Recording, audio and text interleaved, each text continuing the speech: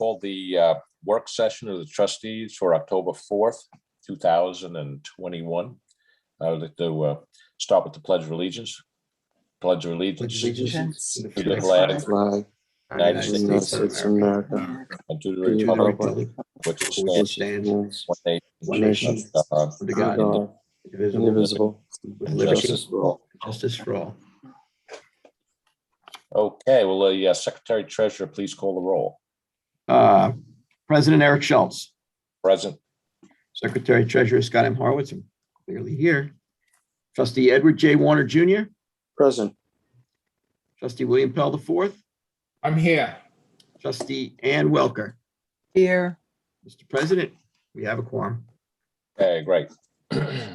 Okay, first item on the agenda is discussions. Sag Harbor water quality testing. Anybody here for that? Charles, if Marianne Eddy is here, could you please let her in? Yes. Marianne, thank you, Charles. Marianne is the chair, I believe that's her title, of the Sag Harbor Harbor Committee. And I asked her to please come on today so that we could discuss some of the questions that all of you had at last 2 weeks ago's meeting. Marianne, you there? Yes, I am. Good morning. Good Good morning. morning. And I think there's my video. Good morning. Good morning. So Charles helped me find a recording of the meeting that you had where you discussed the potential donation to the Sag Harbor Water Quality Initiative. And I made some notes, and I can go through some of those questions and maybe come up with answers, and then certainly entertain any others that you have. One of the things that was discussed a lot is aren't either the CPF fund in East Hampton or the CPF fund in Southampton contributing to this? And I spent many years wondering about that myself, but they are restricted by law and they can only do real projects. They can't do studies. And this is clearly a study. So we have run up that ladder before and it goes nowhere, and we don't go there anymore. Marianne, can I make a comment? This Sure. study's been ongoing. I believe it had a sunset clause of last year was going to be the last year you're going to be asking for donations. At the time when the study Can I was make a comment right finalized, there? Can I make a comment on that? yes, I have no memory of saying that. And I'm the only one who speaks for the Water Quality Initiative, unless maybe Chris Gobler said it. The only thing that I can think of that might have been construed in that manner was that we were going to stop testing the coves, Morris Cove and Upper Sag Harbor Cove, because we had done it 2 years in a row and the results were, almost identical. And it seemed like there was no point. It costs about $6,000 per site. So there was no reason to go and spend that money to get the same results. So that might have been in some ways, because that's Southampton, you might have thought that we were going to stop testing. But in my mind, there's never been that intention that this is over. As long as we can discover problems or problem areas, I think that there's probably going to be a need to continue. all right. Well, my bigger question is, we're doing these studies. After the study is done, recommendations should be given to do a project. At that time, we would be able to initiate funding from the CPF 20, correct? If we have done the studies, come up with some questions, and those questions would be projects that would help mitigate the issues that we found during the studies. And Is we've that done something- that. And we've done that.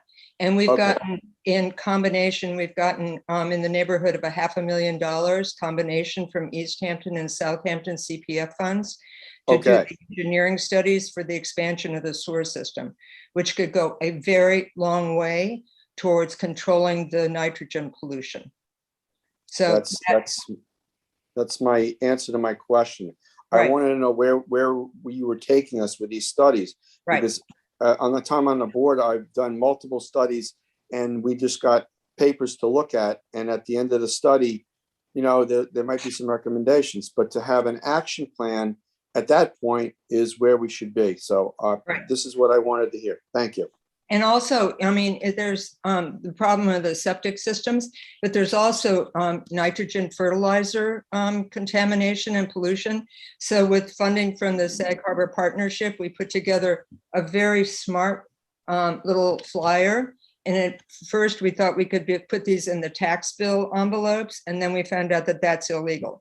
So we are, doing this by going to landscapers, we're putting them in stores, et cetera, et cetera. It also has something about leaf blowers, which is a different type of pollution because we have a new ordinance on that.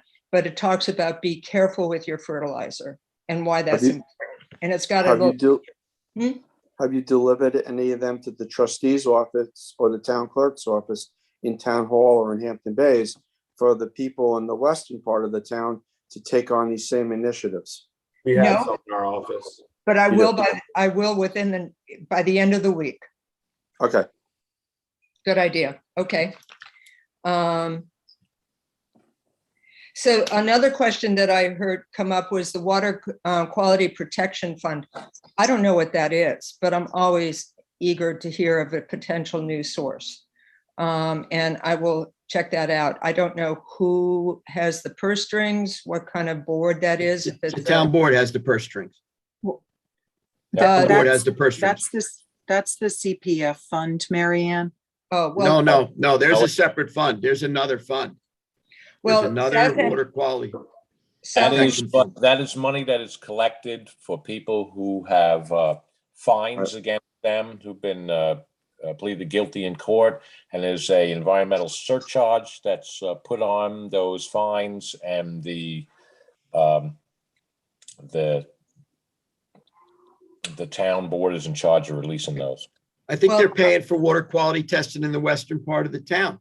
Well, the Southampton Town Board has contributed $2,000 every year. So I don't know which pocket they might have taken it out of, but it might have Probably come out of this yeah. fund. Wouldn't it I make don't more know. sense? Wouldn't it make more sense from the trustees and the town board, especially since now when we're working on budgeting and, we're trying to figure out how to continue to pay for staffing and legal expenses that we have in defending the natural resources and public access? Wouldn't it make more sense for us to, as we're doing now, collaborate and perhaps see if we can accomplish the goal of getting the amount of money that you need to do this out of an account like the water quality protection account, like I believe they're funding some nice water testing that's going on at the western end of the town? I mean, I really think it's a bigger conversation.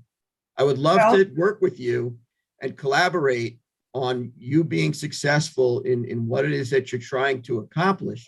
But I think it makes more sense to the taxpayers and the trust that we pay, we derive these monies from the appropriate sources. Okay. Right. I think it works a lot better for you. And like I said, I'd be more than happy to collaborate with you on this. Would Because you there be are other happy, sources. would you be happy to contact them?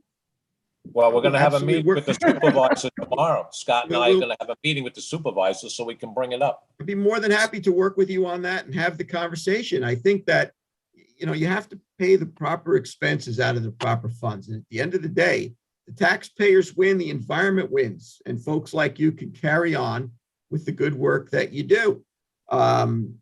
When you take a board that is under so much pressure and highly constrained, like the Board of Trustees, with all the responsibilities that we have, with an inability for taxation that the town board has, these are monies that are coming in from surcharges on violations or fees.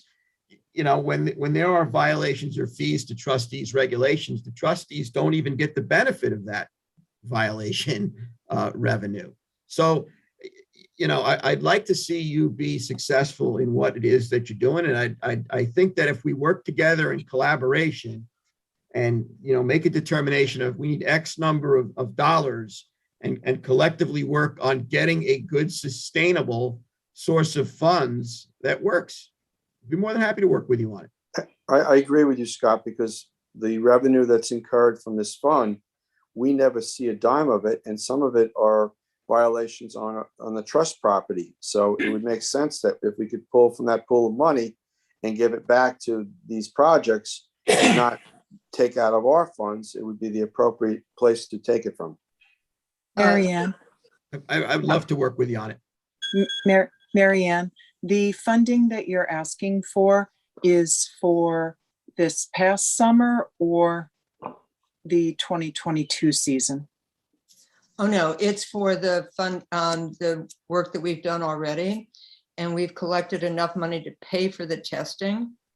And now what we do, and I heard the discussion from the tape on your last meeting, is that how this study differs from anything else that's being done is the microbial source tracking. And that when we find out that we have fecal coliform bacteria, we can find out if it's a deer problem, a dog problem, a bird problem, or a human problem. And I think that that's really important. And I think one of the things that's really important is that big pump there by the Beacon Restaurant in the neighborhood of Barron's Cove that pumps all the low water out. I'm very concerned about what's in that water because those septic systems in that residential neighborhood, they are at high tide, they are in groundwater. They can't flush their toilets, they can't do their laundry. So I'm very concerned about what that's going to show. And that's kind of where the point is. That's why I'm continuing. Most of this fundraising is pretty much done. You guys are probably the last that outreach that I'm going to be doing. And you mentioned $2,000. That's what you gave last year. That's what I was hopeful. But the year before you gave $1,250. Every $250 allows us to do one microbial source tracking test on one of our samples. So you can kind of think about that in terms of, sort of conceptualizing what your money gets. I think the other thing that's really important that we'd never done before and why we didn't do, the coves. We know what the coves are. The coves are, lousy with bacteria during certain times of the summer. But we'd really like to know what's going on in Lily Pond, Little Lily Pond, and Long Pond. I guess it's Long Pond, Little Long Pond, and Lily Pond. But whether or not there's blue-green algae there, whether or not it's the blue-green algae that has microcystin, which can sicken dogs, animals, and children, you and I, and whether or not those houses ringing that pond are contributing fecal contamination into those ponds.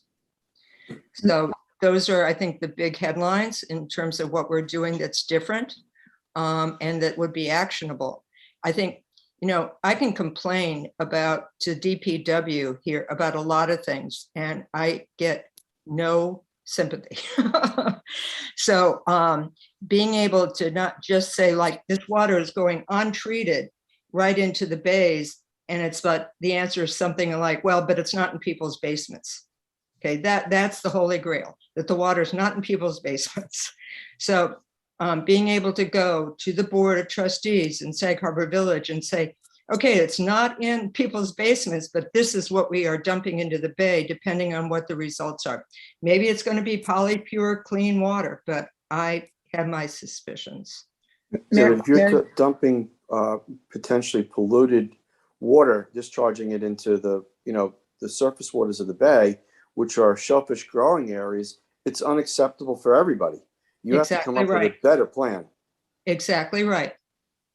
But the data that's being collected and has been collected, there's archival data now that helps to prove and to make this point that things need to be changed. Marianne, refresh my memory. When you did the presentation to the board several weeks ago, the area that would be extended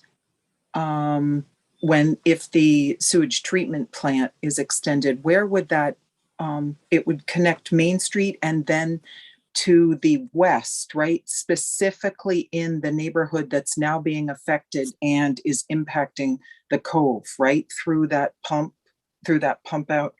Well, right now, Main Street is connected to this sewer. That's why we have this vibrant downtown area, because all those restaurants, we have like 27 restaurants, they and their grease traps, they all go into our sewage treatment plant. And that's part of the reason we can have such a vibrant, I think, commercial district. But what we've got now, and I believe I sent you the map that showed you the areas, both East Hampton and Southampton, that are going to be like the first up in terms of extending the sewer district.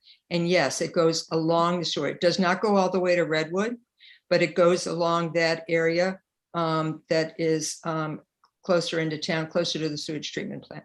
So the area that's being tested will be directly impacted by connection to the sewage treatment plant.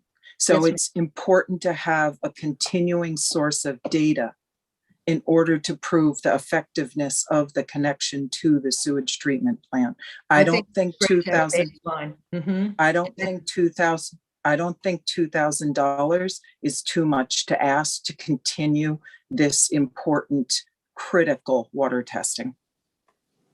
I have to get up and connect my laptop, or otherwise I'm going to be shut down. Just be right. Did anyone else have any questions that Marianne hasn't addressed yet, or that you asked in the last meeting? Marianne, you took some notes, you said. I did. I think one thing that I heard people talk about was whether or not it's legal for you to put funds, transfer funds to Stony Brook. And I think that's a question for your lawyer. And the lawyer just has to opine on that and give you comfort or tell you, you know, you can't do that. Southampton Town contributes, this Village of Sag Harbor contributes, East Hampton trustees contribute. I would think that the same laws apply in terms of New York State and governing these types of entities, but I don't know. I'm not a lawyer. I think your lawyer really needs to opine on that. In terms of, Scott and I have a meeting with the supervisor tomorrow. We'll discuss this with him. You have to realize we're a little sensitive as far as finances go, because it's a definite undercurrent of how I feel is to defund the trustees. All right, we're being held responsible for massive amounts of road work.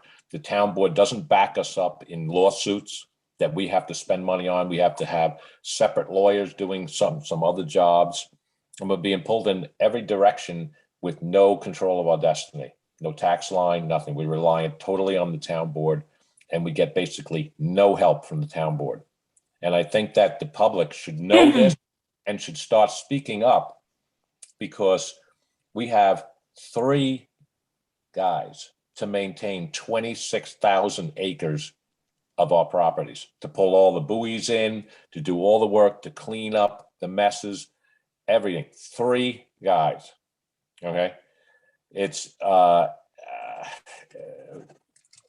just ridiculous, absolutely ridiculous. So that's why we're a little sensitive with funds these days. I understand. Okay. I understand. I think you do great work, and I rely on you sometimes in some of your determinations and things that we're looking at in the Harbor Committee. You're much more rigorous than the DEC. And I appreciate that in the work you do. And no bad feelings if you decide you're going to walk away from this. I don't understand your finances beyond the generalizations that you're telling me right now, but I appreciate that. And well, like I said, we have a lot of things to discuss with the supervisor tomorrow. okay, How we're going to go forward, because this might end up in litigation with the town, as far as, you know, all the things that are happening to the trustees right now. And this has to really be a focus on what's going on, because, you know, there's a lot of new people come out and they don't realize that we have trustees and their function in the town and how they're funded.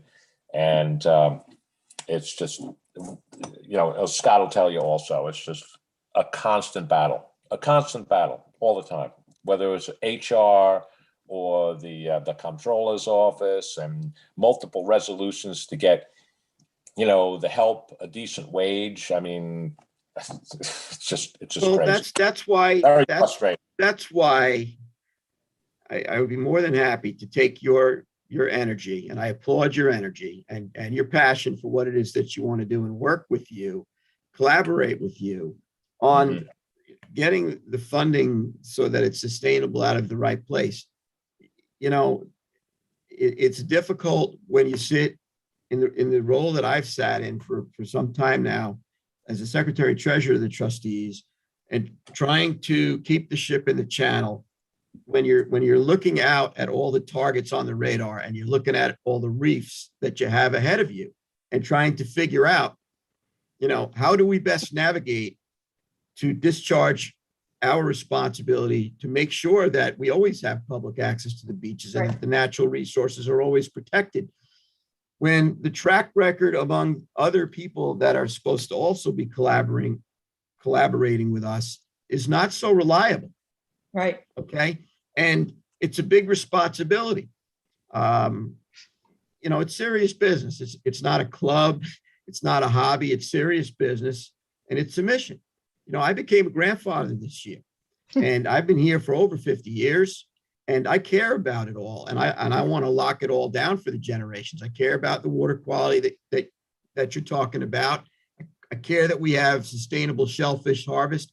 And I care that my grandchildren can go surf casting and fly kites on the beach and so forth. And I got to tell you, in my tenure here, I lived through an effort to defund the police and many efforts to hinder public access to the beaches for people that are the salt of our community, the people that make it all happen, the nurses, the doctors, the firemen, the policemen. And it's like, you know, one little thing here and one little thing there. It's like, if it's that important, then we as a community, as a government, the trustees and the town board should be able to sit down and reasonably collaborate in finding sources sustainably so that you can continue on with your good work without jeopardizing and putting people in positions that are less than comfortable. It's just not right. So one thing I might suggest is you're massaging all these different pressures and, you know, different asks, different needs, is you might consider making, even if you're thinking about not funding the quality initiative at all, at least making a nominal contribution so that you've been continuously supporting this effort. I never tell anybody how much different entities support this initiative.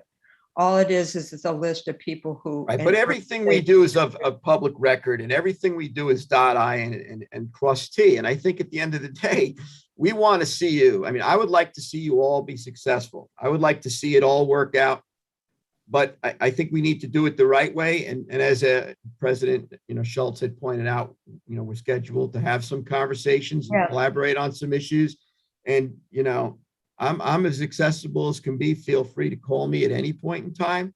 Well, you can get back to me and tell me whether or not this water protection fund has already been, you know, contributing through the town board, or whether or not that's a sort of virgin potential donor.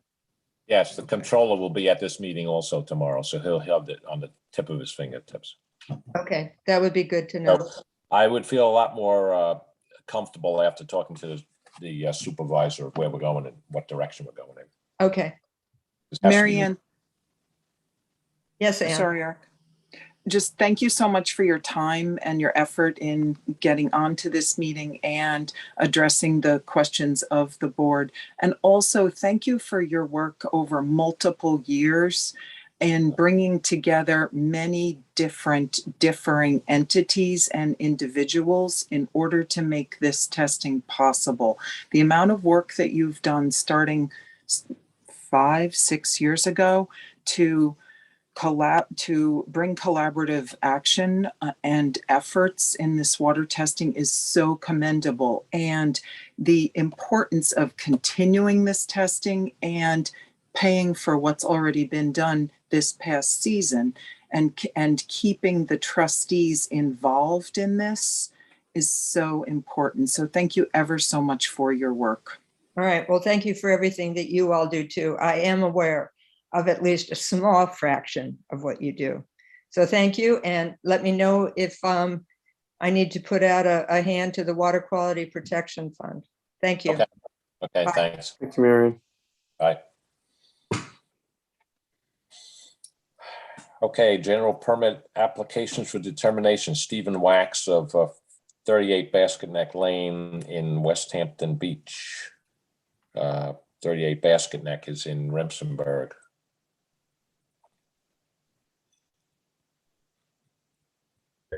We have First Coastal. Oops,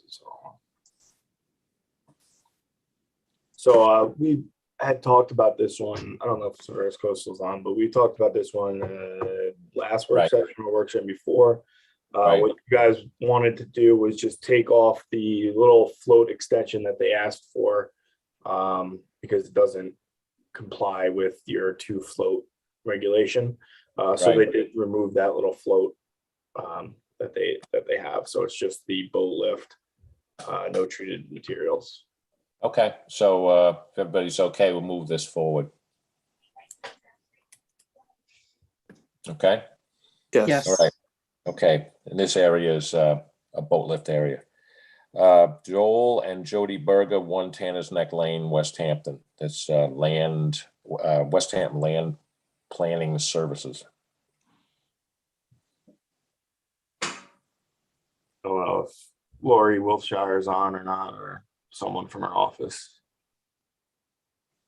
Okay, I was hoping to start the explanation of it. I haven't had a chance to get down to this, to look at this. So this one you guys approved for a 60-foot dock, but she's reduced it down to 44 feet, Mhm. I guess, per the DEC. Yeah, but what depth of water do we have now? Yeah, I'll pull it up here now. Hold on. I think we found quite a bit of water there, Eric, when they did Yeah, you the, guys had questioned survey. it and went out there, and I believe they staked it for you guys. this is the old Bay Club up in Tanner's Neck. It used Oh, to be a that's Hannah. nightclub. Right. Yeah. Right, I found that, okay, sorry, I was confused about something else. Yeah, that's the one I went and used the stick on to get the depth measurements. So she pulled it back. Okay, good, All right. very good. Okay.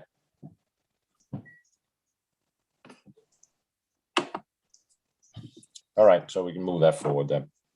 Okay.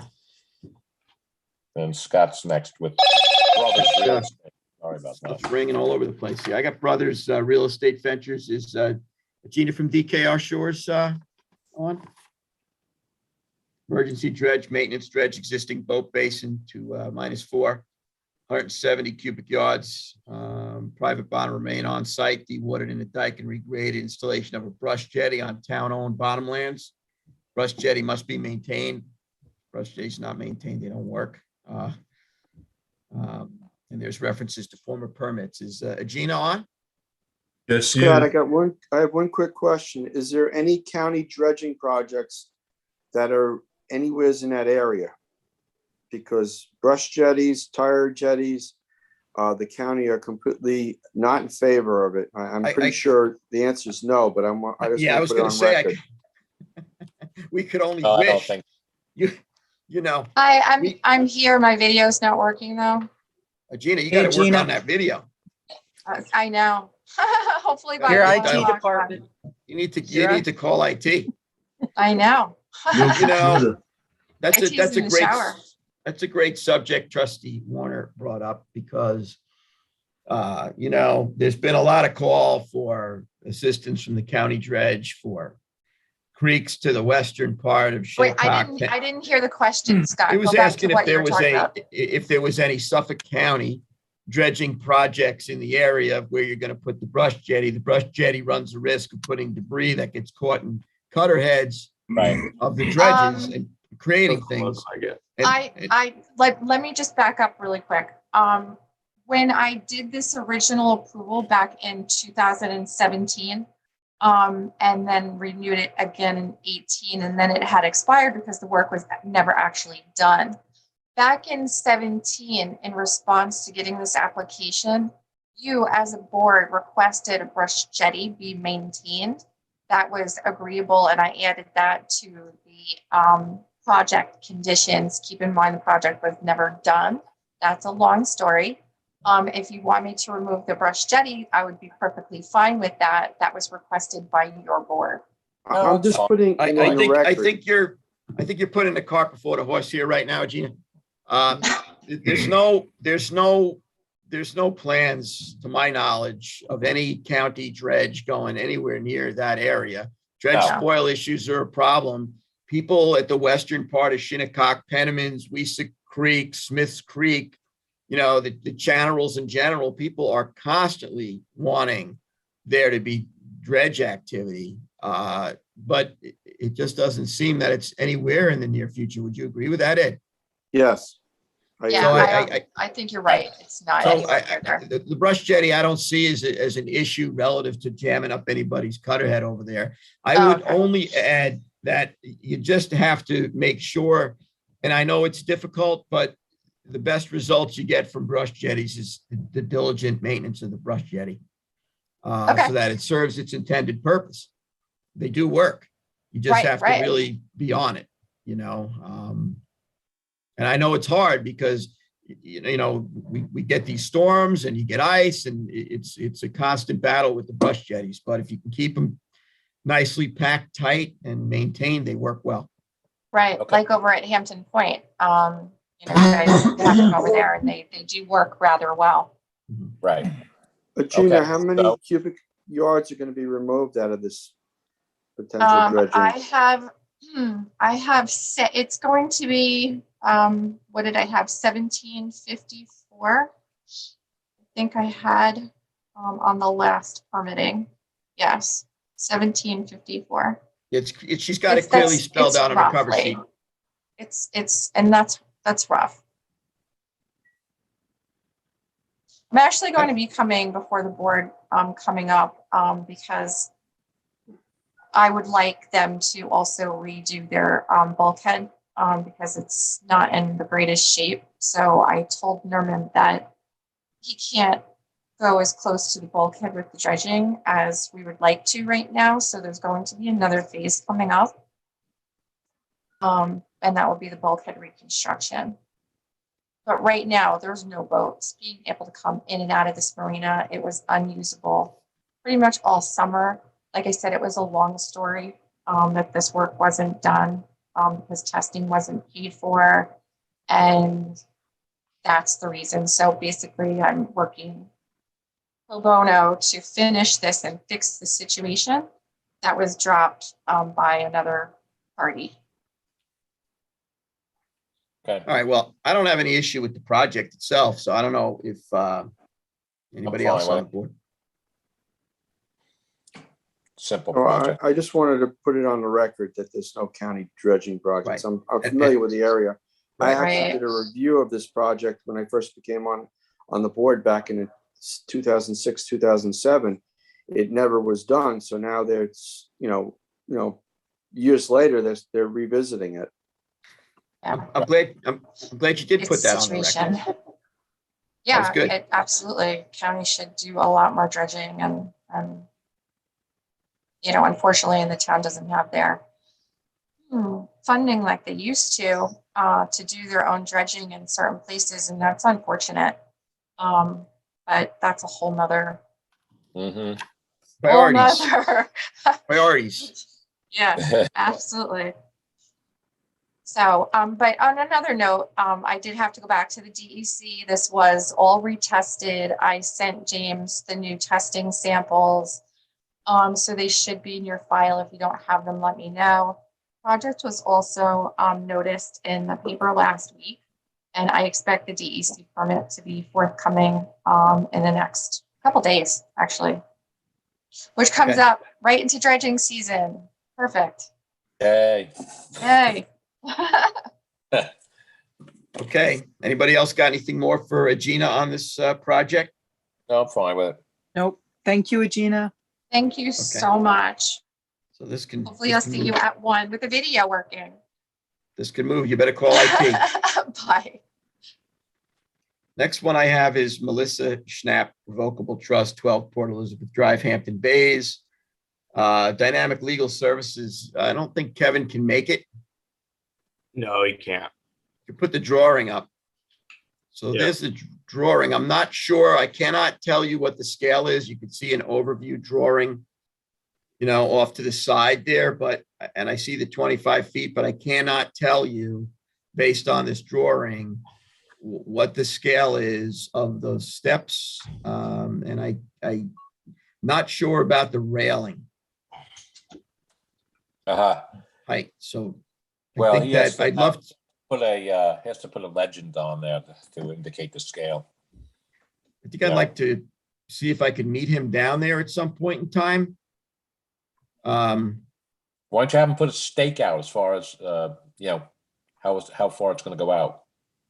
I mean, if So you look at, can can anybody make a determination off of that overview off to the side? No, because have a legend.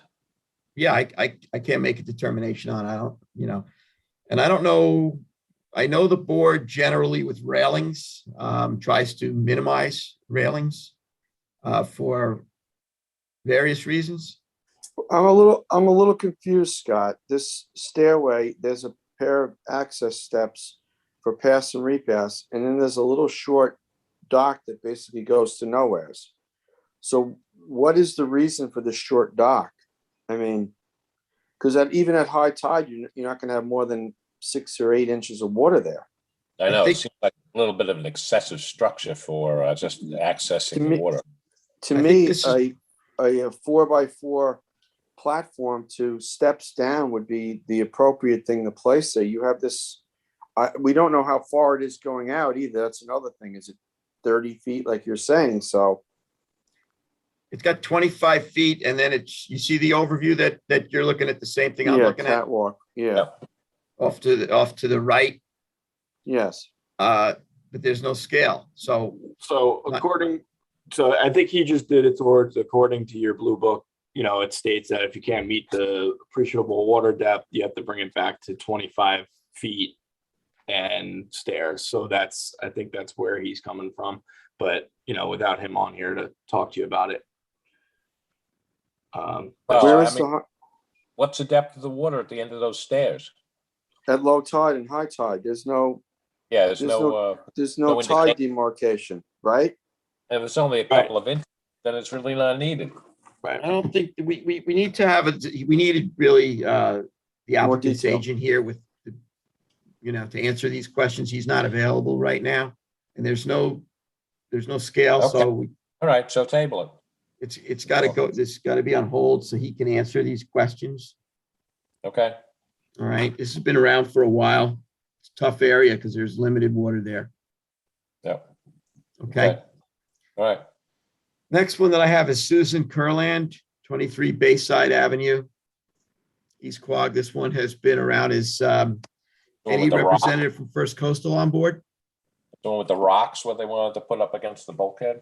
Yes, various. Yeah. It was on for a work session. You guys asked them to stake the property where the location of the rocks are going to be. And you also asked them to add native stone only, which they did to the cover sheet and the plans as per the trustees' requests. Right, so they've done everything that the board asked them to do when this was initially presented. Is Aram or Billy Mack on the meeting to answer any additional questions that the board has relative to this? Yeah, good morning, Aram Turchuni and First Coastal, West Hampton Beach. Fantastic, good morning. Happy to answer any further questions. We were pleased to incorporate the trustee changes. I think it makes it a better project and we're ready to move forward. But I think he did everything that the board had asked to get this thing moved to the next level. I think that, we collaborated on this quite a bit. There was some suggestions, adjustments were made. I think it's okay to go unless any of the other trustees have any questions for Aram. You'll be including monitoring in this, right, Aram, for 5 years? Yeah, that's usually included, yes. And will the top of the rocks be visible at high tide? Let me just go to the plan. I believe that this, that our plan calls for the rocks to be covered.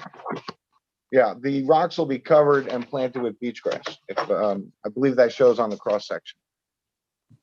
Yeah.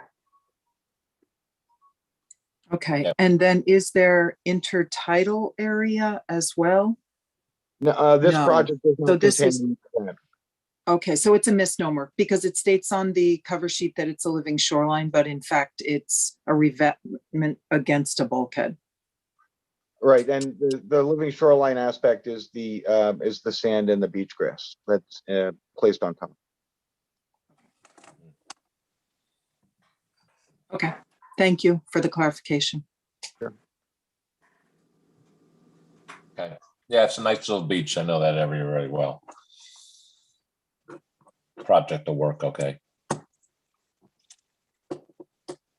Okay, I think it's good to go. I mean, it's not a bulkhead, right? It's, you know, he's doing the best he can with what he's dealing with Mother Nature. So I think you did a good Yeah. job, Aaron.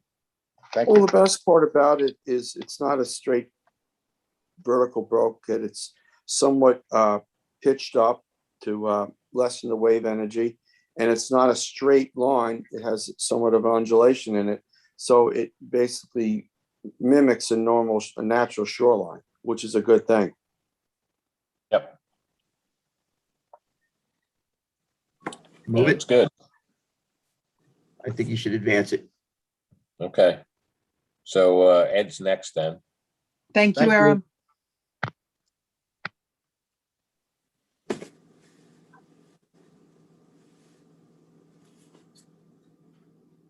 Ed, you're up. Janine Abatacola. Yep. It's a proposed dock. Shinnecock Hills. Let's write this down here. There are several larger docks in this area that go out further. This dock is a little bit shorter. It gets to about 1.5 feet of water. I had the applicant for the contractor stake it with some stakes on the inshore end and the offshore end. I was making sure that the dock was inside of the the seagrass beds, which it is, and that there was the ability for pass and repass with machinery between the inshore terminus of the dock and the bulkhead that is there and the stairs, in case any work needs to be done along that stretch, because it's on the Shinnecock Beach Road. And as we know, there's the ability for foot traffic and for machinery to go by. I drove my truck by it several times to make sure that it was a adequate area. I asked for 12 feet between the inshore terminus of the dock and the bulkhead, which they staked, and that is what is there. And the offshore end has basically steps down to the bay, and it's at high tide. It's about 1.5 feet of water, which would accommodate a small boat or a jet ski. So I think it's a good project. If anybody else has any questions. No, it's pretty much consistent with the other docks that we've allowed down there. Yep. So I'd like to move it forward if it's good to go then. Ed, you said that the end of the dock is inshore of the seagrass beds? Yep. Good. Okay, So it's pretty much good to go. So I'd like to move it forward if no one has any Okay. questions. I'm fine. Okay, Bill's next with Cedar Crest Road. This is the first coastal. It's Billy Mack here today. We got Hello, Aaron. Bill. Aram Tertunian here. Billy's not in. Okay. Owner is Cedar Crest LLC. This is a bridge going over Davis Creek. You want to explain it, Aaron? Sure. Davis Creek is unusual because it has a whole series of these bridges that go across to get out to the navigable waters. And typical with all of these bridges, there is a small platform and ramp down to a float so that people can launch. Usually it's a kayak or something of that sort. And so what we're proposing here is consistent with the rest of them that are along the creek. It's 4 feet wide. by 262 feet long. We've got a 4x6 platform leading to a stairs to a 6x10 platform, which is used for the launching. And we're, this is very consistent with what the board's done in the past in this area and what exists right now. The elevation of the bridge, is it comparable to the other bridges that are in the area? Because there is the ability for boats to, go underneath them at a lower tide. And are the pilings spaced wide enough for boats to go through on this proposed project? Yes, the answer is yes to both questions. The vertical is 6 feet at high tide, and the spacing on the pilings is 12 feet. Okay. Yeah, I had Billy Mack move it over. Also, I spoke to him, I'm not really in favor of the floating dock because there's no water there. Right, so I think we turned that into a fixed platform. Yes, a fixed platform is fine. So you have to send us a new set of prints. We have it. I'm looking it up right now. We did receive it. And also, I've been looking at this area, and I think that if they would put a osprey nest at the north end of the dock somewhere on the east side. I'm just looking. Okay, you're allowed. I can, certainly, bring that forward to the applicant. This is just, I don't think that we're aware of that suggestion on your part until just now. It's a good area for nesting of ospreys, and we try to promote these nests and put them somewhat close to interaction with people, because even though they're close, they normally will still nest there and not be bothered. As long as there's no trees next to it. That's why the north side would be better. Hey, James, can you go back to the lot lines? On the what? The lot lines of that area? I was going to ask you, Bill, where's that relative to that other issue that we have down there? The other bridge is to the west of it. Mm-hmm. To the west of the other one that's there? Yeah. There's one next to this property, right? Okay. Yeah. So we're 14 feet off of our lot line and 71 feet away from the other dock. Okay. Yeah, I just got a question. Can you, James, can you move down a little bit to see the lot lines across on the bay side? This way? Yeah. So you have the so that the lot is there, that's cut in half then. See, all the other lots are wide. Mm-hmm. Right, it's half the size of the other lots. Yes. And they're not the same size. Right, not the same width. Correct. Okay.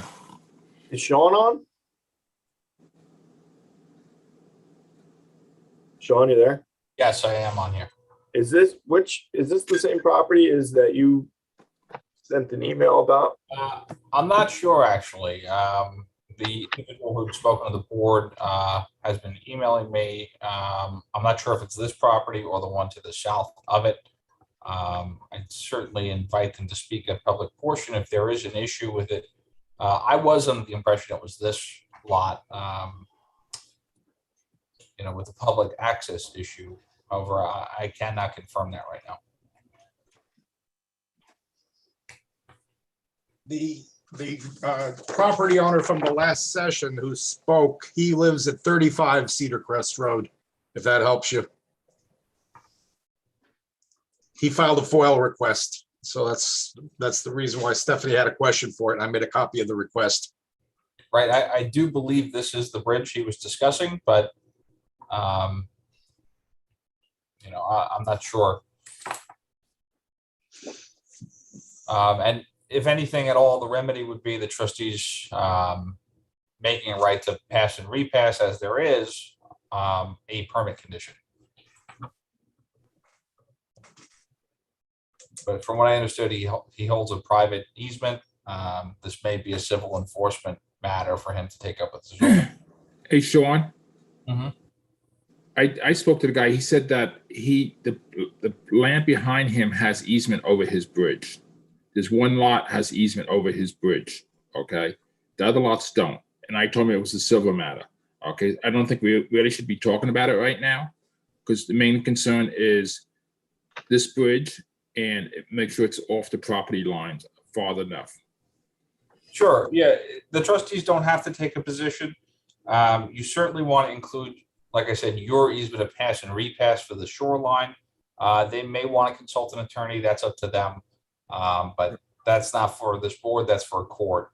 So I would definitely include this board's easement rights on this as a permit condition, but anything beyond that, just do as the board is inclined. If you don't want to take a position, that's absolutely okay. Mm-hmm. Mm-hmm.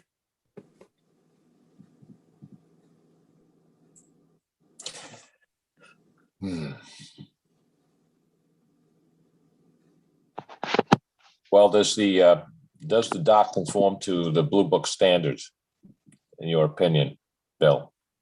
Yes. Because Okay. we discussed the height, like Ed said, and the width for the boats go across. Mm-hmm. And we took off the float, put a platform.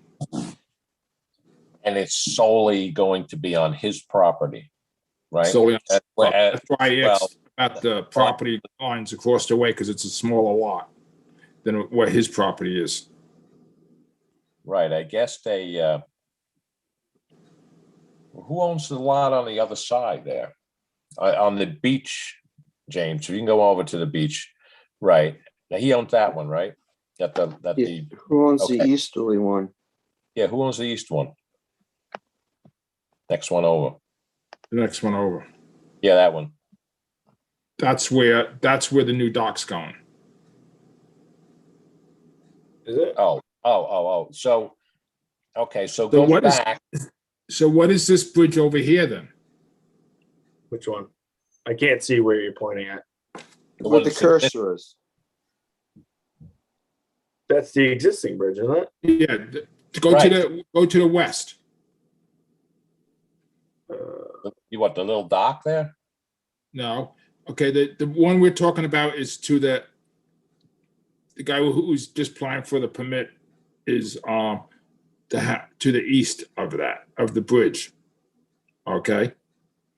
Aram, is it a new? It's a new bridge. It's not repairing this existing one. Hang on a second.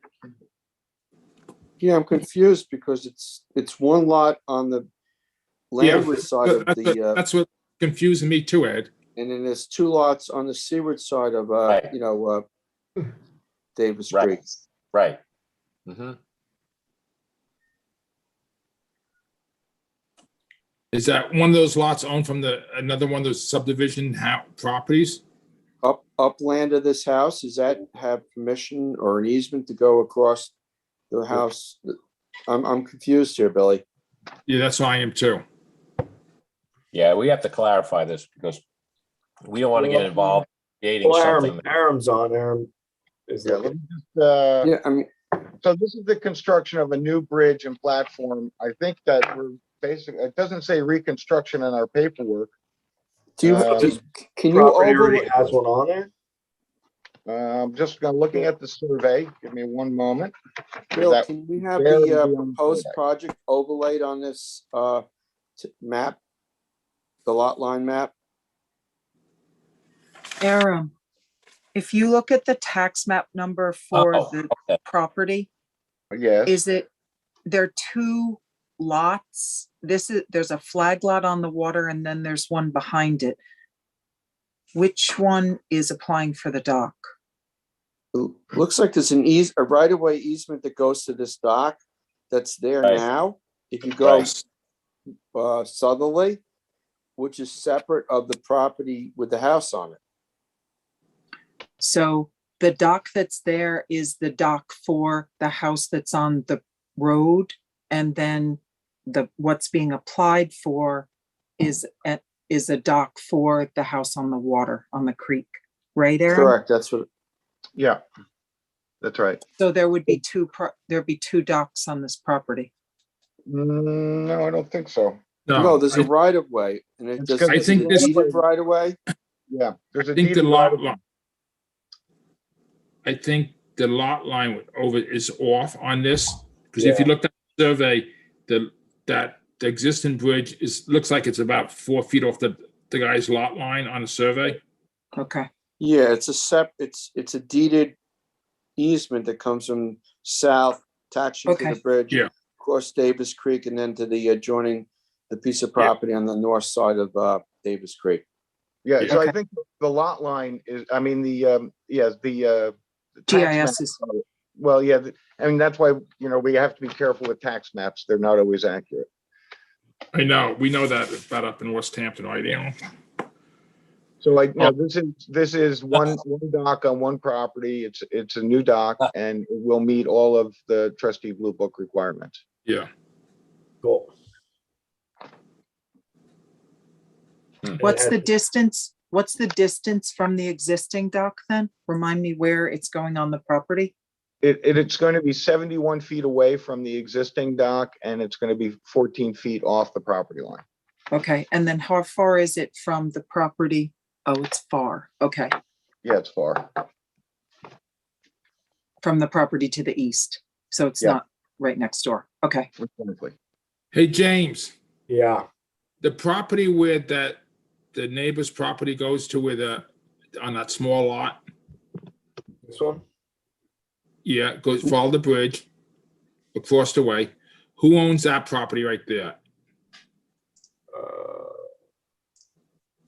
That's our property. That's where, I think that's us. Is that lot, And- Denise Johnson, it reads. is that lot And then- 1921? Then go over to the west, the next lot over. And that's 26 is us. 26 Okay. is the one that's gonna get built Now, on. go to the west, James, Go to the west. the The big lot. large lot. Yeah.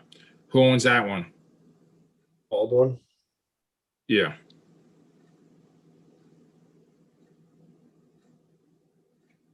So the new dock is going to this property here. Yeah, I Yes. want to see No. the one where the Denise Johnson, right there. This one? Yeah. Where does that property, the person owned the name over on the other side? 37. That's the house behind the one that's currently Right. for an application. So, And yeah, where so was, this, And that's why she has this, or, that's why this dock is to this one. Connected This is through the 15-foot right away through this guy's property. I'm assuming. yeah, and now the guy who's complaining, Joe, where's his dock? He doesn't have. Oh, No. his property? The Yeah, guy, he's 35. I don't have the tax map, but he's 30. Yeah, that's it. Medora. Right. okay. That's a third property, Billy. Yeah, that's the third property. It's Yeah, over, but does he have an easement that, is it a common easement that joint tenancy between 37 and 35 here that would allow them? That would be controlled by the deed. I've not seen the Yeah. deed. That's, yeah. Sean, are you on here? Did you hear that? Yes, Mr. Bedora has represented that he does. well, Have he has we- a right, he has a right to probably go over it regardless of what it says in his deed. The fact of the matter is who owns the property owner that faces on the creek actually owns the dock, and they have rights of way over it. So we issue the permit to them and not get involved no. in, who has rights to it. Right. But if That's that's why, a- that's what I'm saying though, is that we don't know what rights he may possess, but it's irrelevant to what this board is about to do because it's Yeah. not, A, it's not before you, and B, it's not before you, Yeah. Right. I think the concern was having two docks on one property, but Yes. it shows, the survey shows that the existing dock is on the other property and it's part of that Easement. right of way. Right. Okay. This new dock is on this guy's property and it goes across to his other property on the bay side. And I think that's what Bill was trying to portray. Yes. In Right, okay. asking where this dock goes and what property it goes to. Right, James. Thanks for that. Bedora did forward his deed, and his deeded rights appear that he has an easement to cross over to the other side. So, just so But you're aware of it, I did. And that's a civil on this matter property. between those It's on two the property property owners. next to the one that we're talking about. Right? Right. That's outside of what we're discussing. It's on this property and it goes to this property. Yeah, okay. Okay, Oh, now it's does separate from the one that okay, we're- hey, James. Yeah. Okay, does that property you just were at, the little where the bridge is? Okay, now that property, is that the same owner?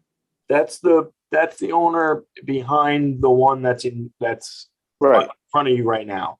And that's 37. assuming that's part of the easement that goes So through it goes behind, yeah, but it starts at this one guy's property right here. on this side. Yeah, it starts from him and goes over to the neighbor's property. Right. Well, Okay, wait a minute, that's an easement there. It's an easement to that, James, highlight the property lower than that. This one. No, yeah, that one, right. So they don't actually have in fee title, a strip that goes to the water? well, that was my question. Do they Well, own it in fee title? Or is If it you just look an at the easement? survey of this one, it shows that there's a 15-foot easement. Easement, that's different than a right of way. I mean, this Or goes right away. back- Sorry, right away. 15-foot right away right here. But this goes back to the whole central question of what went on down in West Hampton Beach with these reciprocal easements. That guy in the front, technically, that dock is on his property. The guy faces on Davis Creek. But this other person has they have a dock without having fee titled up to the waterway. That's to the neighbor's property. Yeah, but do we know if he has fee title or not? What is his? well, it shows on the survey that it's a right of way. It's not. The person in the back is not a true flag lot. It's a regular lot with a right of way. Across another person's property. Right. Well, this is going to get. It looks like a prescriptive easement as opposed to. I think what we better do is we better discuss this in executive session because we have a couple of other issues that are very similar to this, and how we work this out is going to be is going to telegraph the other ones in that vicinity too. Not Yeah. that same creek, but in that vicinity. Yep, Mr. Schultz, if I may offer my opinion, or obviously I'm not looking at any of the deeds, but I am looking at the survey and at the aerial photos. And my opinion is that the easement or right of way that the landward home enjoys allows them to cross over an existing bridge on someone else's property. Right. And we are going to build a bridge on our property. Our client's Right. going to build a bridge on their property. So we will preserve the trustees one dock per lot prescription, and how the neighbor allows people to use their property as long as they're not constructing a new bridge is not Right. before. Right. Okay. Yeah, but Yep. to I me, agree. it looks like there's two separate right of ways here. Yeah, there may be two separate right of ways, but There's a if- 15-foot one, and then there's a one that looks like it's 10 foot, which is Well, the the other bridge one- right of way. Yeah, the other one's actually okay. The other dock is constructed on Mr. Baldwin's property. Correct? my point is if Yeah, it's on the someone property did- to the west. Yes, Right. and there's a right of way that it's on a right of way, but it's still the right of way is within the bounds of Mr. Baldwin's property. Correct. Right, Okay. but regardless of where the right of way is, if that property owner deigns to give permission to someone to cross their bridge, that is not something that's before the board, only. Oh, I know. I agree with you. Okay, good. We're on the Good. same page. Yeah, good. I was just I trying would to, I would just ask, a lot of ask the controversy. board if they resolve the issues before them in that manner, that they advance this forward, and not hold it up again. If Mhm. your executive discussion results in what you and I just discussed, that you move it forward. Yeah, because technically, if there's a dock that Mr. Baldwin owns there, he could let 25 different other properties access that if it wants. That's not under our control. The only Right. thing that's under our control is it structurally, does it pass Blue Book regulations as far as the structure and height and navigability and all that? That's what our purview is. Okay, great. If we get agreement to move it forward, as that is the conclusion of your executive discussion, I would appreciate it. Yes, and also you're gonna check out about the osprey nest. Yeah, well, Well, Anyway. out of curiosity, when was this dock built? Mr. Baldwin's dock in general, anybody know? How long's it been there? So they did a FOIL request and we didn't get any old permits for this dock. It's gotta be there. Oh, You just gotta okay. look up a name. We did. We had like 20 something names that we looked up. Okay. All right. It's All been right, there so since the let's- 70s. Okay. All right. So looking at this a little closer, probably might not have to go to executive session on this. So, Bill, are you okay with Yeah, with that? I'm okay with it, as long as we can put an osprey nest and the height is, like Ed said, they moved the height up and the width for boats to go underneath. And there's a platform with a ladder, I'm fine. Okay. All right. Sean, do you agree that it's okay to move this forward, irrespective of the discussion of the property to the east? Sure, the board can move it forward. I certainly, and when I have spoken with Mr. Bedora, I've encouraged him to come on your meeting and articulate his position. It does sound like he may need private counsel to enforce his easement, but that's not necessarily an issue for the board. Right. So you can go ahead and move forward. This bridge has been there. It's on the 1930 aerial GIS. Oh, okay. Okay. So it's historically been there. It seems like a similar project. For the board, I just suggest you articulate your basis for granting the project if you do so, and go ahead and move forward if you're inclined. Thanks, Okay. Sean. I'm okay with it.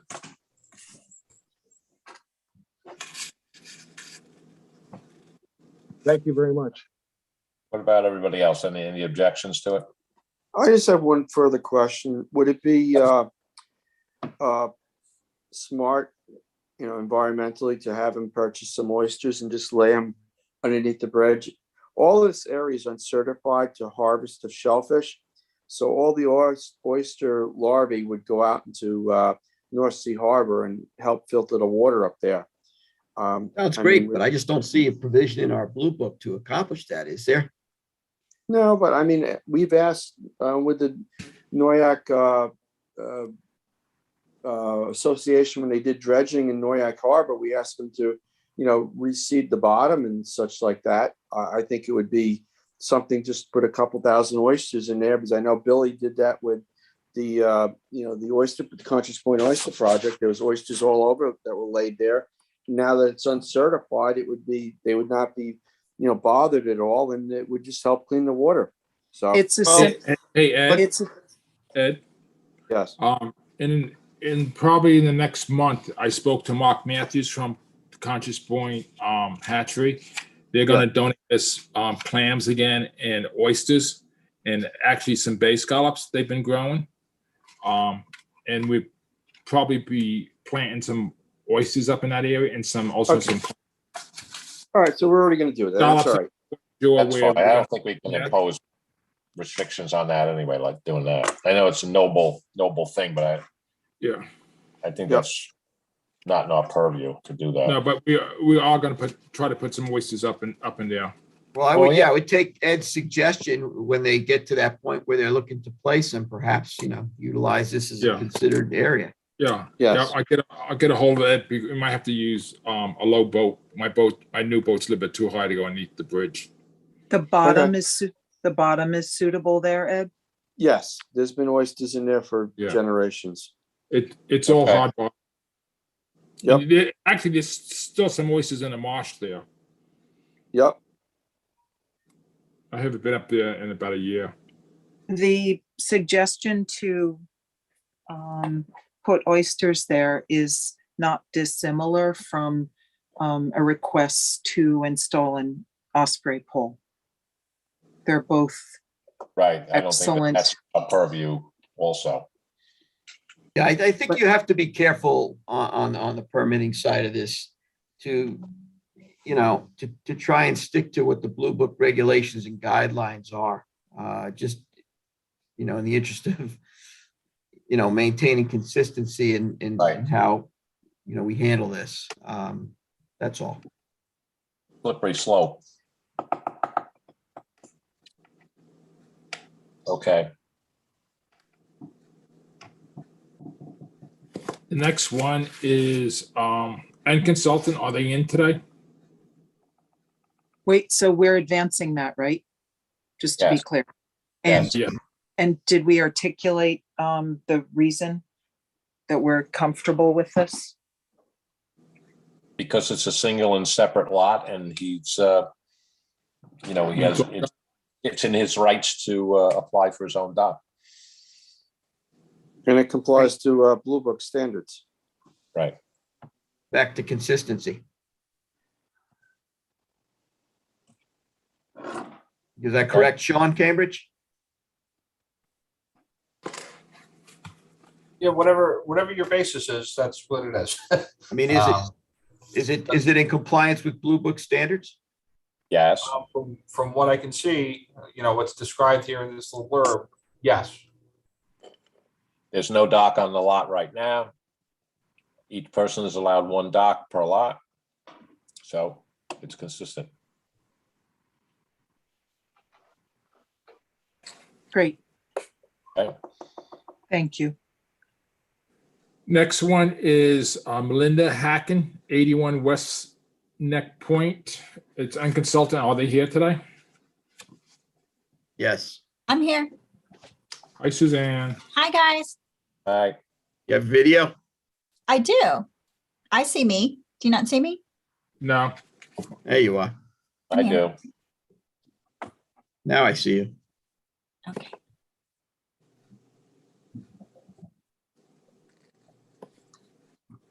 I see you now. So you want to go explain this? Yeah, so the application is to install a dock. It's a 125-foot catwalk. Most of that, though, is through the homeowner's property. Only about 50 feet of the dock actually extends beyond low water into the water body, into Island Creek. A lot of this is Phragmites. A lot of the vegetation that we're going through is either bramble. There's even a little wooded area, and then there's some Spartina out towards the end, and then you get to open water. Suzanne, where does the trustees line start? Well, the High docks, watermark.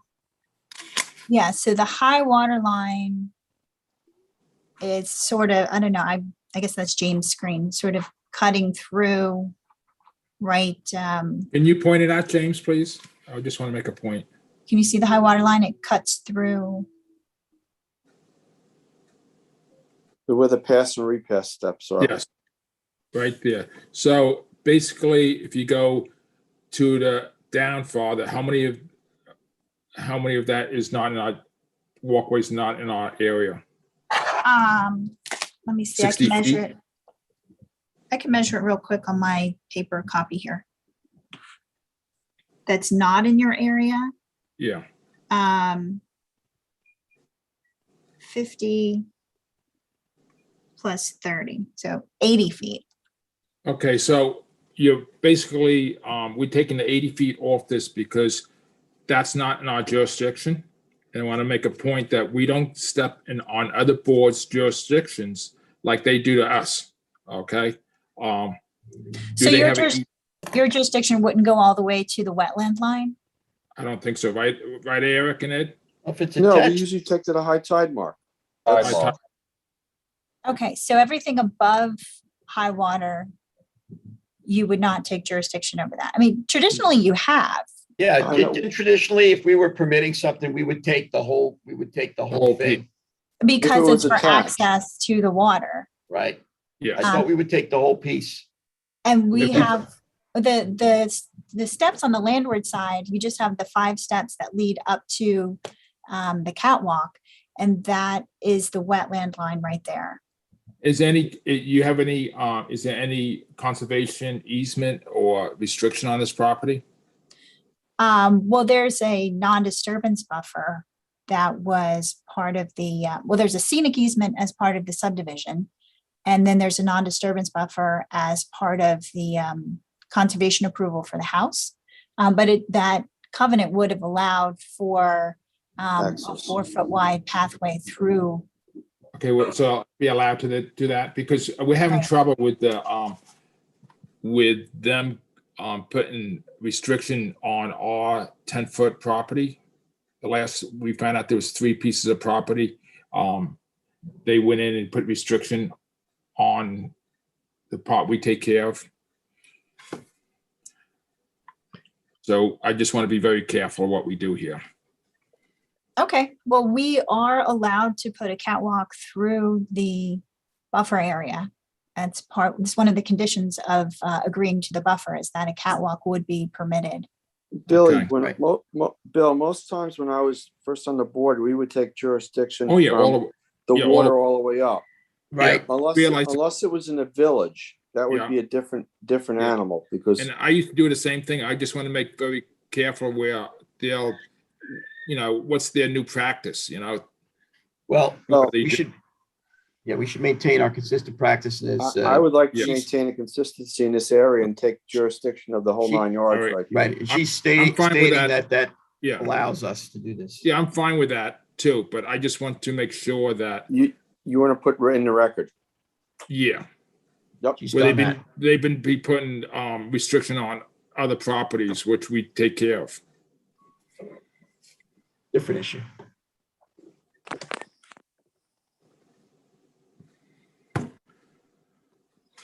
So I'm pretty much for flying with this. It's all gonna be flow through, right, Suzanne? Correct. And stored upland? Yes, the ramp and float will be stored upland. Yeah. Suzanne, I have one question. The pilings, 6-inch diameter pilings, they should be 6x6s because you can't get any tropical hardwood in that small of a round piling. It would have to be a dimensional lumber, 6x6 would be what the is available for the contractors to use. Oh, yeah, I'm just saying 6-inch piles. Yeah. Well, if your 6x6 piles would be, that should be put on it because you can't get a round diameter 6-inch pile. They don't cut the trees that small in the rainforest or wherever Okay. they harvest them. Okay, so do you want me to revise that to specify, or can we Yeah, just make that a note? I try to do that on my permits is to make sure when the bay constables go down there that there's 6x6 pilings. Hey, Ed. Or whatever inspector's gonna be inspecting this. Yeah. Also, you can walk that beach there. Do you think we should need steps on either side to go up and over? I would definitely say if if Yes, that dock is going to be down low, it should have a pass and repass steps, Billy. yes, I agree with you, Ed. Do you need to run that? That's not on the plans. Do you need to run that past your homeowner, your applicant, Susanna?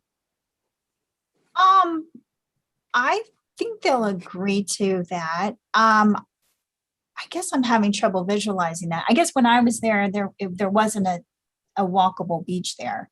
Bill, Yeah. Yeah, at low tide.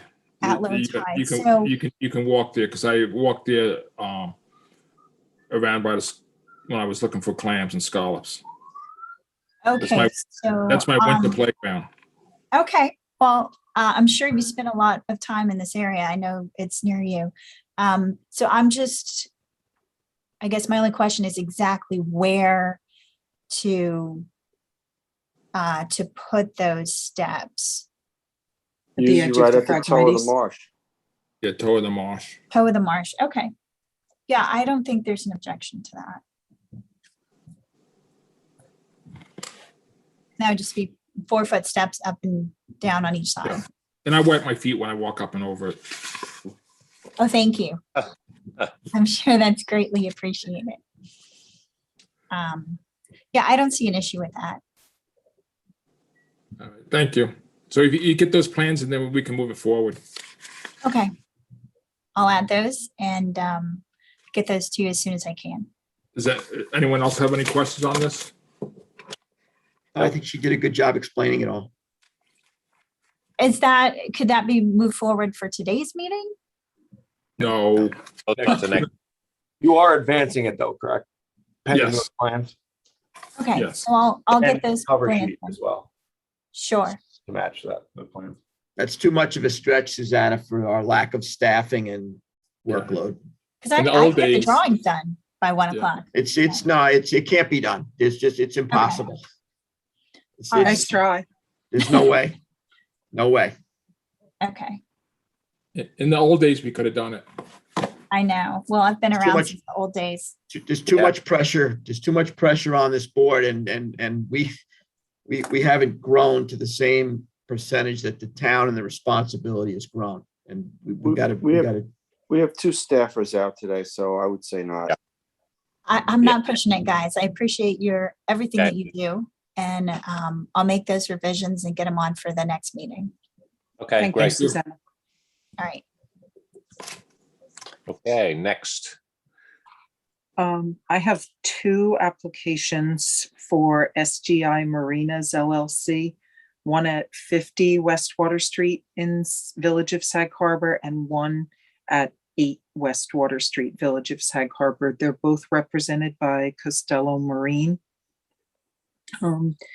This, whom I hope is on the call today. This Great. This property was previously owned by Malloy Enterprises. SGI Marinas purchased it and they're looking to do some updating of bulkheads here. So Jane, are you on, or Mr. Costello?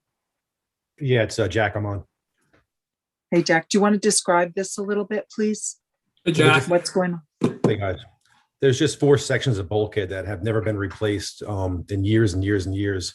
They're unsafe and it's that they just live their useful life. And on the plans, you can see where we just denoted where the 4 sections of dilapidated bulkhead are. And it's a pretty simple in-kind replacement of existing bulkheads. Nothing new, no changes of the lines or anything. It's just a replacement. Same height? Yep, same height. Okay. James, if you show either the aerial or the survey, then it gives the overall picture of 2 contiguous properties. So it gives a better idea of where the bulkheads are that are being replaced, because this has a little bit of a pier. Okay, so Jack, you want to explain which ones it is? Yeah, well, where you can see that parking lot area all the way to the south, that whole area there is getting replaced. And then if you move out to the inlet, yep, that's exactly it. And if you move out to the inlet entering that basin, basically both sides of that are being replaced. And then the larger section is just north of the building. Yep, exactly. That's it. Those are the 4 sections that are being replaced. And they're all unsafe and in very bad condition at this point. And the ownership is just looking, basically to limit their liabilities and replace them. Right. And there are no height elevations. There's no change in height on any of this bulkheading. There's no good way to make it would be nice to go higher, but we really can't. I mean, there's no way to transition to height. So everything's going to stay the same. Okay. Hey, Jack, are you going to do any dredging in there? It would just be some reclamation, if anything, but no, Yeah. no real dredging, just at the time of replacement, if we lose any fill, we'll just do it. It would just be reclamation. No dredging. Is it listed on the application? That's just general protocol that there would be. I get that. I get that. I think it's better that it's stated, clearly stated on the application. That way there's no ambiguity in terms of what and the, Right. and the This is a lot. possible. Yeah, there's a lot of people watching you down there. I think that's important. We do allow reclamation dredging in these projects where they're old bulkheads and they've started to fail. So we can just put that, language in the. Absolutely. We Yeah. absolutely do, but I think it should be included on that cover sheet and clearly listed. That way, as he said, everybody's got eyes on it. And this way, everybody has a full understanding of roughly how many cubic yards that could be reclamation dredging in association with the project and clearly stated. So Jack, if you could add that language to the plans and to the cover sheet, Okay. that would be great, Okay. including the cubic yardage. Well, like I said, there's no dredging really planned. It would only be what we lost during construction, which is usually minimal. Correct. So you could take a guesswork relative to the amount of disturbed area times the length. I'm sure you could come up with a calculation and have a plus or minus cubic yard calculation there. That way it's clearly stated and there's no misunderstandings. It's not an issue. It's okay. It just needs to be clearly defined on the application. Fair enough. Okay. Okay. Is there anything else? You guys? No, I'm okay with it. Fine with Okay. it. All right, So, That's for both applications, correct? please, yes, that it be stated clearly. So Okay. I'd Oh, wait, like to hold on. advance that. Okay. Sorry, Go ahead. I'd like to advance this pending the amendments made to the cover sheet and the That's plans. fine. Thanks, Jack. Thank you. Before we move on, Scott, can you handle the rest of the meeting? Because I have a meeting I have to attend to. Go right ahead. Okay. All right. I'll talk to you in a little while. Okay. Trustee Welker, you have another application? You're finished. No, I have one more. This Got is one more, Jennifer right? McCabe. Yes, I have one more. Jennifer McCabe, 11 Westwood Drive in Noyak. Susanna Herman from N Consultants. Hopefully you're still on here to discuss this. Want to describe it, Susanna? Yeah, it's just a replacement of an existing bulkhead. There's an existing, not very high bulkhead there. So we're going to remove and replace that with its old timber bulkhead will be removed and replaced with a new vinyl smooth face bulkhead in the same location. There'll be no increase in height, all the way untreated. For part of the waterfront, we're proposing a 4-foot wide composite walkway, just landward of that. The neighbor has a similar wood walkway to what we're proposing. And there's an existing dock that'll be removed during construction and then placed right back in its own, in the same spot. So I think it's pretty straightforward. On the application cover sheet, you said there will be an increase in height of the, Oh, there'll be no Temporary. increase. That's a there typo. will be height just- increase. There'll be no height increase. Yeah, so I can revise that. No, we're Yeah, not you got it. proposing that. Yeah. And it's clear on the plans. I think I Yes. write it 10 places on the cross section. Site There's, plan. there's no increased height, so this is just mistake, which will be corrected. Yeah. So at present, what exists adjacent to the bulkhead? You mean landward of the bulkhead? Mhm. It varies by area. Let's see, I have photos that I submitted, or I can share my screen.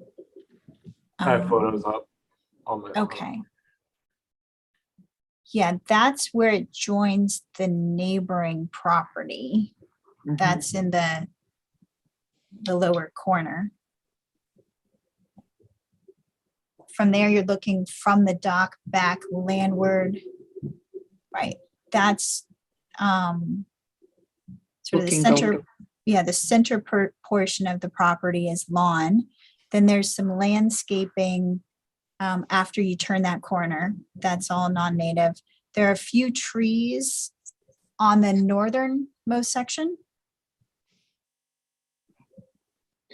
So you're looking for a walkway where there is not one now, but there is a buffer along 100 feet of approximately 150 or so that's to be replaced. Right, 166 is to be replaced, and there 100 feet of that would be, would have a walkway landward. Where you're looking at right now in that figure 1, the foreground would have a walkway and a little portion past the dock, but not where those phragmites are in the distance. That's not going to have the walkway there. Suzanne, what is the walkway leading to? It just goes along the face of the bulkhead, And how wide is it? 4 feet. It's similar to what the neighbor to the south has, which shows on the plan. I mean, You- you know, you have a picture walkways of that that? are, walkways that people are trying to utilize access to the water, whether it's for boating or fishing or whatever it is that they're doing, if it's compliant material and you're pushing, you know, activities away from the water, it's not necessarily a bad thing. You know, sometimes people have the grass right up to the bulkhead, where they're supposed to have buffer up to the bulkhead, and then after they're inspected, the buffer disappears, and then there's grass right up to the bulkhead, and then all the fertilization and everything ends up in the waterway. So even though everybody's, you know, native plantings are fabulous things, it's also not a bad thing to be pushing certain activities further away from the bulkhead chart, right up and down the Quad Canal, and take a look at all the nice green grass right up to the bulkhead. And every time they fertilize it, unfortunately, it's going in the water. So there's a lot of considerations that you have to look at when you're making decisions on these things. And the frustrating thing is that a lot of times people just don't maintain and respect the buffering that's supposed to be there to protect us all. So that's it. I know, Scott, we need a buffer comp. We do. Yeah. We do. Yeah. Because We do. people offer buffers up as mitigation, and you can't tell me that all of you have not gone out and seen that they have been eliminated in instances. And the activity in the upland is occurring, and the mitigation for the protection of that activity is not there anymore. And there's no accountability for that. And that's not helpful to the environment. And it's, Does the neighbor have a permit for their walkway, Suzanne? I believe so, yeah. James, So- can you check on? Can you pull that So up? What So, type of bulkhead are we gonna put here? Vinyl corrugated bulkhead? No, it's a smooth face, Oh, it's a smooth face. right? But it is vinyl, yes. Nothing recent, Bill. Excuse me? There's no permit recent, so I'd have to go through the archives. Can't do that right now. Okay. So James, could you just pull up the survey for a moment? Because I think that there's a buffer that is landward of the 10 feet. I think I recall that from the survey.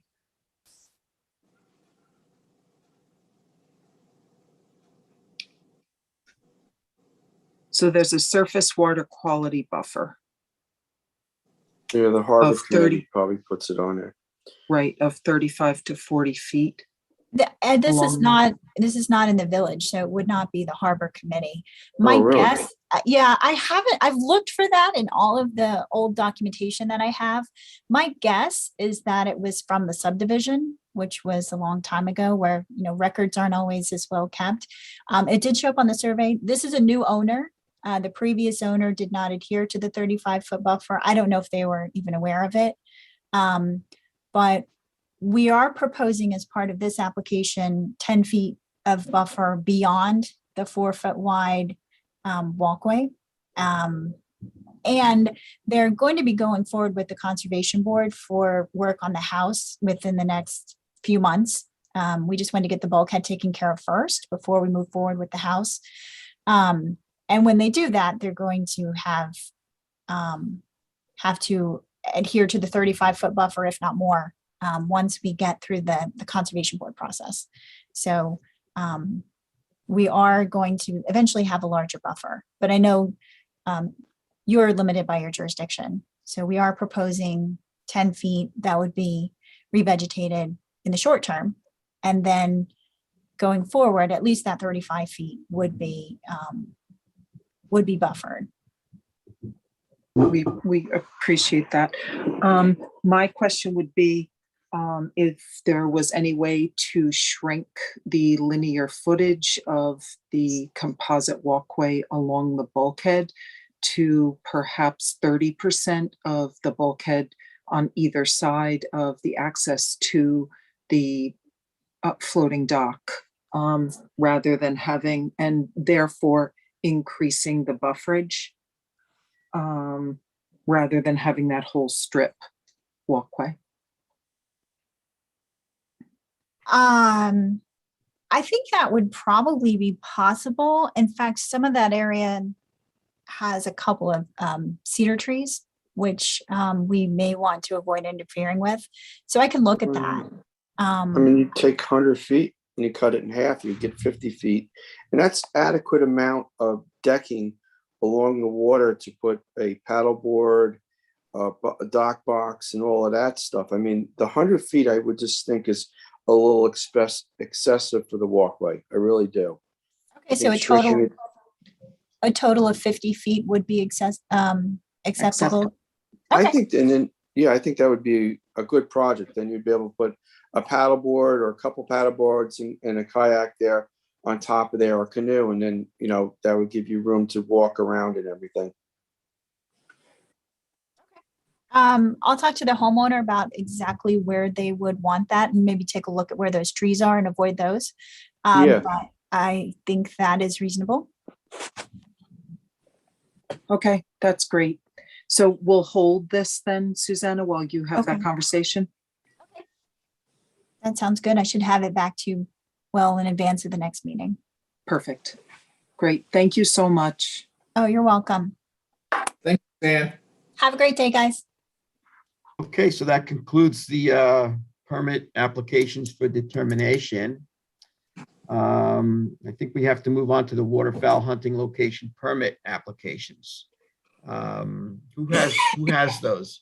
So I don't know. Oh, Jess, I can't talk on these, so I don't know if you want to just hold them till the next work session so you can speak to Jessica, make sure. I don't think there's any option. I think we're gonna have to hold those to the next work session because we don't have all the proper details for us to make those determinations, correct? Yeah, I don't want to speak for Jessica because I don't have. No, you don't have the information. No. You need to hold that. That's got to be held to the next session. Okay. So the next thing that was on the agenda was just to adjourn and have an executive session. prior to that, sorry, I just want to have a hopefully quick discussion. As you know, Mecox Inlet was opened last week and it subsequently closed overnight on Friday. Given the presence of Hurricane Sam out at sea, the wind switched from what had been in the forecast, a north wind throughout the night on Friday and Saturday, and the swell came up substantially Friday afternoon and into Saturday. And with that, the cut closed. There probably was about a 7-inch difference in bay height as a result of the opening. So the bay has dropped about 7 inches, but the salinity level is now between, there was very little title exchange that occurred with this opening. The salinity now is 7.93 at the mid-bay mark, 7.47 on the Flying Point bulkhead, and 5.24 PSUs on the Crescent Avenue bulkhead. We have DEC approval to open with this emergency authorization that exists through the 13th of October, so the middle of next week. What we do need, and as well as Army Corps, what we do need though is a trustee resolution to open. We had a special meeting where we gave authorization to open NECOX until October 1st. We need to have a discussion about extending that authorization at this point.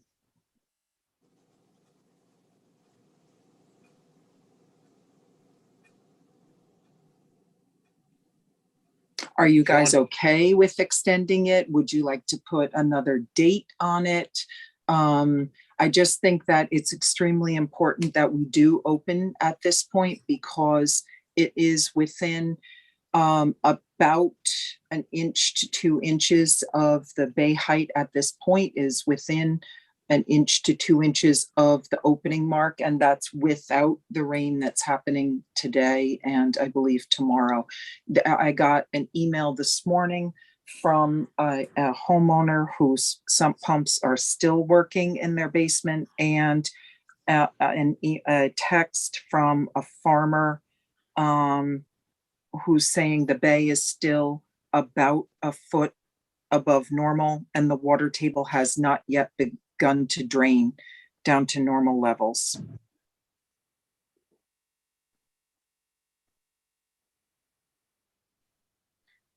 Sean. Yes, hello, everybody. What's your take on our prior issued resolution relative to the failed opening that I we're would dealing suggest you contact New York State DEC and obtain at least written authorization, if not another emergency approval for this opening. They've taken the position in the past that emergency authorizations are good for one-time opening. So it's a failed opening. It closed almost immediately. I know there's concerns about the thing running for too long a period of time, but it doesn't run long enough for it to be successful in any way, shape, or form. Right. So you're considering it, not the action of trying to maintain a successful opening. It's like every time we send a machine there, it's another authorization is needed. If it fails on Thursday and we go there on Friday to try and get it to open to go, we would have to get another authorization. Correct. All right. This is like, so that's the position they've taken in the past with these emergency authorizations. Like I said, I would at least get in touch with them and request that you can open it. So that's what I'm advising the board to do. If they want a full request, they'll dictate that to the board. But that's the position of this regulatory agency. So basically what you're saying to me or this board is that right now our hands are tied. Is that what I'm hearing? Right now, as we sit here, regardless of what resolution we pass, our hands are tied right now. Is that what you're saying? Not necessarily. You may be able to get this pretty quickly from New York State DEC. I'm advising the board to consult with this regulatory agency. So, sorry, go ahead, Scott. Ann. No, go ahead. Well, my question is, when we consult, it's important that we stress that this is a reopening, not a new opening. That our parameters are for salinity and bay height have not been met, nor has the parameter for closure. It's getting real interesting now. This is inefficiency in government at its finest. You know, we're battling Mother Nature. It's difficult as it is. Now we're going to be battling bureaucracy to achieve what's important for the environment.